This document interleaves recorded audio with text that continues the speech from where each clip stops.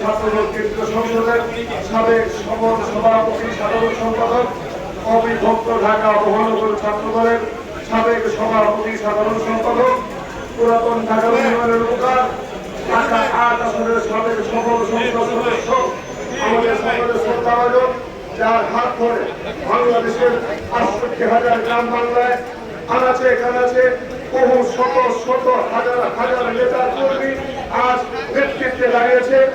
আমাদের সকলের শ্রদ্ধাভাজন,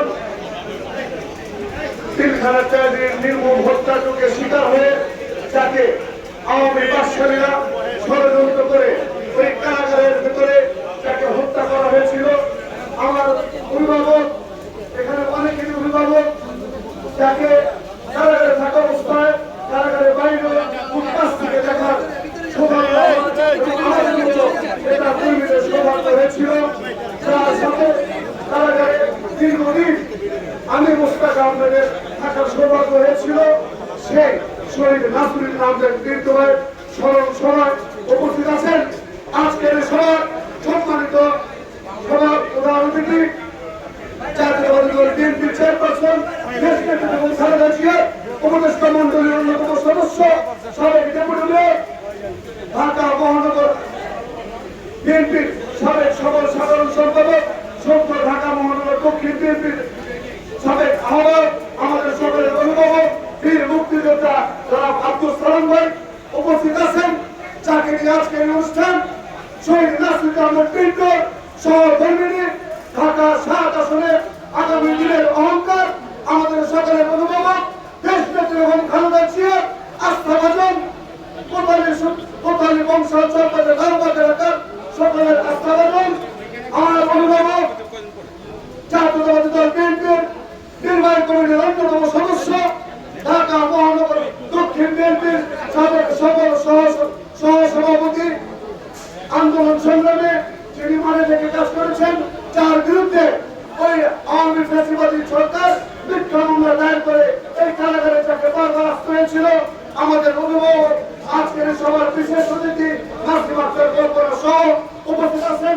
ঢাকা মহানগর দক্ষিণ বিএনপির সাবেক যুগ্ম আহ্বায়ক খোকন উপস্থিত আছেন। মহানগর দক্ষিণ বিএনপির অন্যতম সদস্য আরিফুর রহমান নাদিম উপস্থিত আছেন। মহানগর দক্ষিণ বিএনপির অন্যতম সদস্য, যার সাথে কারাগারে থাকা সমর্থন হয়েছিল অতিমুল্লাহ জাফর আমাদের মাঝে উপস্থিত আছেন।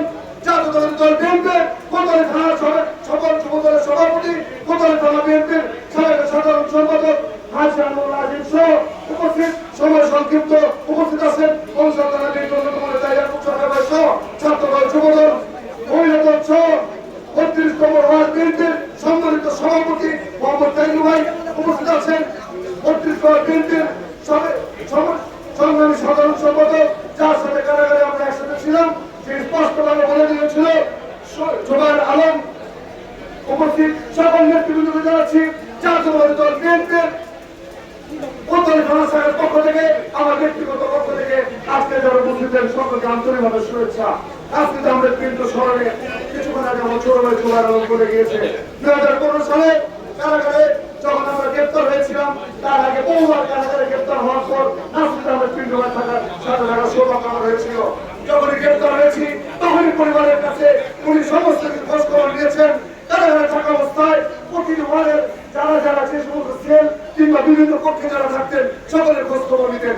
এমনকি কারাগারে থাকা অবস্থায় ওই জামাত শিবিরের ছাত্র শিবিরের সাবেক সভাপতি দেলোয়ার হোসেন যখন নির্মম নির্যাতনের শিকার হয়ে ওই পুলিশ বাহিনীর হাতে নির্মম নির্যাতনের শিকার হয়েছিল, এই নাসিরুদ্দিন আহমেদ পিন্টু তাকে একটি সুন্দর কক্ষে মেডিকেলে কাশিমপুর ২ কারাগারে কাশিমপুর হাই সিকিউরিটি জেলে তাকে সুন্দর জায়গায় রাখার রিপোর্ট করেছিল। ওনার মাধ্যমে তাকে ওই কারাগারে হুইল চেয়ার দেওয়া হয়েছিল, তাকে চিকিৎসার ব্যবস্থা করেছিল। সময় সংক্ষিপ্ত, নাসিরুদ্দিন আহমেদ পিন্টু যদি স্মরণ সভায় ওনার জীবন আলোচনা করতে হয় তাহলে শেষ করা যাবে না, অনেক সময় লাগবে। নাসিরুদ্দিন আহমেদ পিন্টুর মতো আর যদি জীবিত থাকতেন তাহলে আমাদের অনেক নেতা কর্মী আজ আমরা অনেক পক্ষ থেকে বঞ্চিত হতাম না।